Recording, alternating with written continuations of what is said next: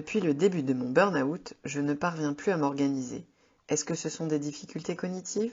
Depuis 2 ans, Nadine souffre d'un épuisement professionnel.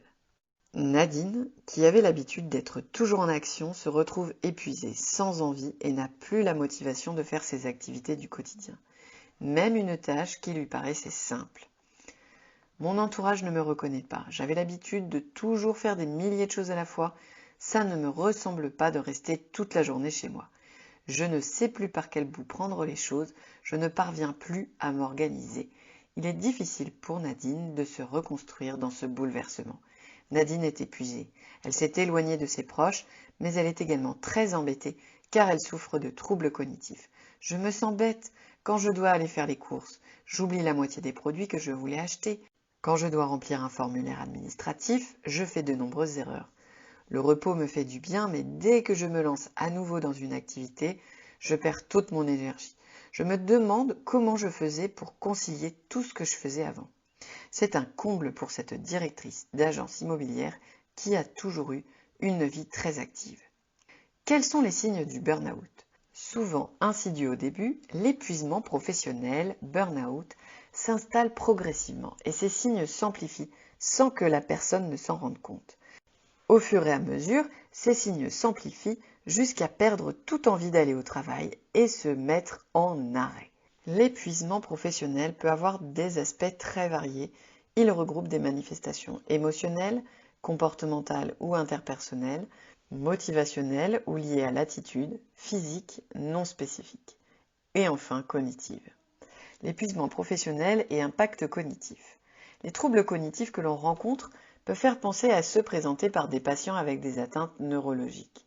Au cours d'un épuisement professionnel, on peut présenter des troubles de la mémoire, de l'attention, de la concentration, de l'organisation, de la planification, des difficultés à prendre des décisions et à atteindre ses objectifs. Selon les cas, faire plusieurs activités en même temps, voire une simple tâche, demande de se concentrer énormément.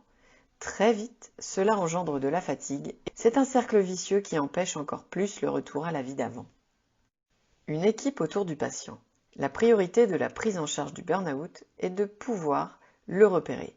L'épuisement professionnel ne doit pas être confondu avec une dépression. Le repérage du burn-out doit être fait par un médecin traitant, le médecin du travail ou l'équipe de santé au travail.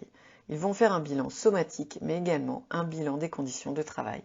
La prise en charge doit être pluriprofessionnelle et coordonnée par le médecin qui a repéré les troubles ou un psychiatre. Il peut y avoir une prise en charge médicamenteuse ou non médicamenteuse des troubles. Mais la prise en soin doit également permettre un travail psychologique et socio-professionnel du patient. Il n'y a pas qu'une cause au burn-out et la récupération de la personne doit être globale. Et l'orthophonie dans tout ça? Spécialiste du langage et de la communication, l'orthophoniste est expert des liens entre le langage et la cognition. Les troubles des fonctions exécutives viennent impacter directement la communication du patient avec son entourage et la manière dont il peut investir sa vie quotidienne et professionnelle.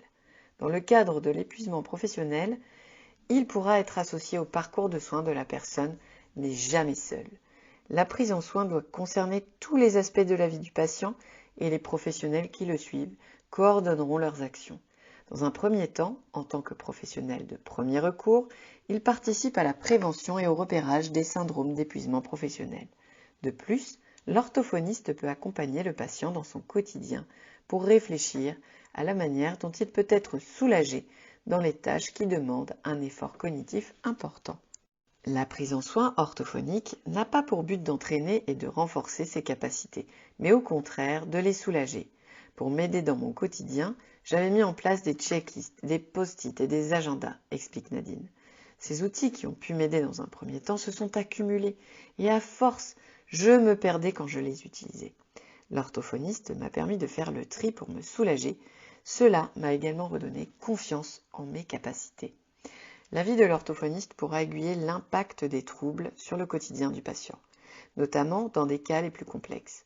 Les échanges entre le médecin, le psychologue et l'orthophoniste permettent de mettre en avant l'épuisement professionnel et de proposer les soins adaptés.